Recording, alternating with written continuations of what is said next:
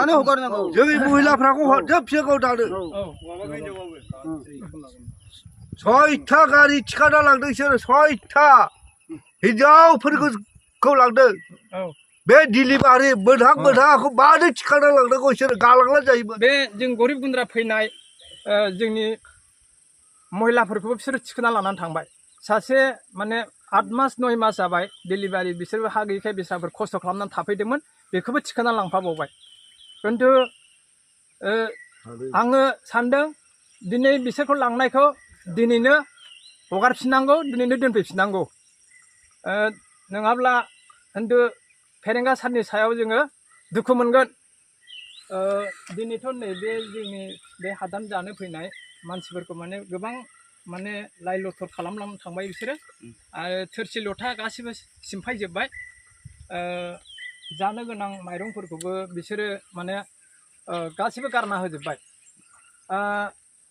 दिनै जोंहा बे रिजार्भ हादानाव फैनाया जोङो माने मैल्य बिफां गैखाला बे बिफांखौ सिगां साल थिथासाब बायदिसिना दंमोन खिन्थु बे बिफां साल बिफांफोरखौ गासिबो बिसोर मैल्यबान बिफांफोरखौ फाननानै जाखाजोबखाबाय खिन्थु बे फरेस्ट माबा सरखारनि मानसियानो बेखौ फानबाय दा बे फेरेंगानि माबायानो दा फेरेंगाया बियो जोंखौ साननांगौमोन दे दिनै जोङो बर' जानानै जोंनो थासारि जोङो गोदोनिफ्रायनो बिबोगासिनो दङ दासिमबो माने जों आलाय सिलाय जानांगौ दा जोङो बेखौनो सानदों जाहाथे फेरेंगाया दिनै एम जानानै जोंनि बे हाग्रा बंग्रा थानायखौ मोजां थासारि मोनसे जायगा होनांसिगौमोन आरो दिनै नै जोंखौ बिफां लाइफां गिदिर गिदिर बिफां लाइफां दानफायो होनदों खिन्थु बे बिफां लाइफां मैल्यबान बिफांखौ बिसोरनो गासिबो फाननानै जाजोबखाबाय जाय डिपार्टमेन्टनि मानसिफ्रानो जोंथ' दा हा लानोसो फैदों जों हा गैजायैखाय दा आरोबाव नै दिनै जोंनि बे जों गरिब गुन्द्रा फैनाय जोंनि महिलाफोरखौबो बिसोरो थिखोना लानानै थांबाय सासे माने 8 मास 9 मास जाबाय डिलिभारि बिसोरबो हा गैयैखाय बिस्राफोर खस्थ' खालामनानै थाफैदोंमोन बेखौबो थिखोना लांफाबावबाय खिन्थु आङो सानदों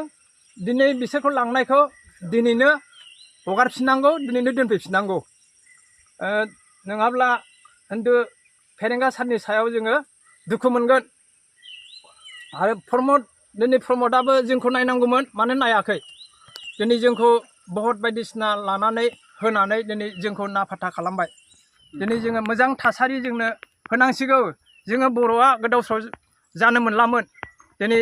जोंहा बड'लेण्ड नांगौ होनदों बड'लेण्ड नांगौ बर'आसो गैया गोदाव सोराव दा जोंखौ बेबायदि गावजों गाव माने नासयलायनायसो दा आङो मा बुंनो आंनि डिमान्डआ दा जोंनि महिलाफोरखौ दे लांदों बे महिलाफोरखौ दिनैनो दानो हगारनांगौ दानो हगारनांगौ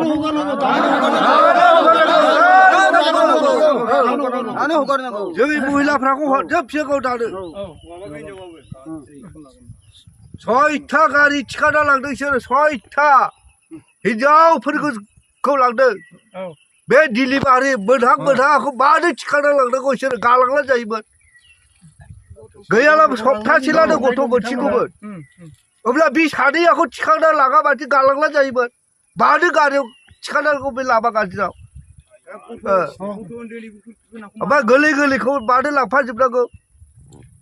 बेनिखायनो जोङो दानो दोनफैफिननांगौ जों जेराव थादों बेहायनो दोनफैफिननांगौ जोङो नांगौ सार फेरेंगायाबो दोनहैनो थोनहरनांगौ बे हिनजावफोरखौ गैयालाबो 50 जनसो हिनजावफोर थिखोना लांबाय गारियाव माखासेया ओरैनो एसे एसा थालांबाय